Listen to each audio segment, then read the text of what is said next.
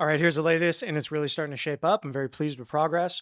I've got my cable machine affixed to the wall, dual monitor battle station ready to go. So I got all my dumbbells out, but I ran into a little problem in that I don't have enough room for my 8s, 3s, and 5s. In fact, I don't even have room for my 75s. So I think I'm going to utilize my old rig that I had, and then I can stash my little tiny dumbbells on the wall. So we had to go pretty high here. Now I've got two great big windows that I wasn't really anticipating working around. So using all the vertical space was pretty critical here. I've got my bench, a couple of barbells, some sandbags tucked behind there. I managed to repurpose my shelves. This almost didn't work because I've got this heinous concrete lip at the back corner here.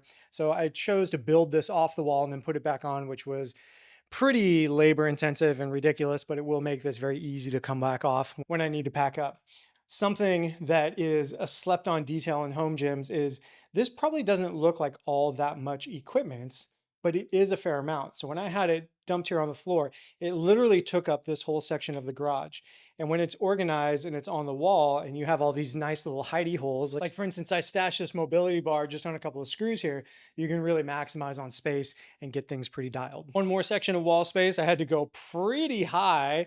That is not where I actually want it, but it's kind of the only place it could actually be and still have the rest of the stuff on the wall because I don't have a parking space for this guy right here.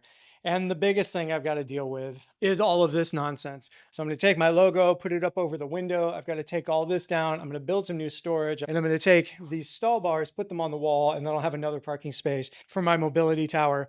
And that should round out this side of the gym slash garage. So I can start working on all the rest of this stuff, which will come into place as a result. So it is time to bang this out. Can't find my cat's paw. I have this.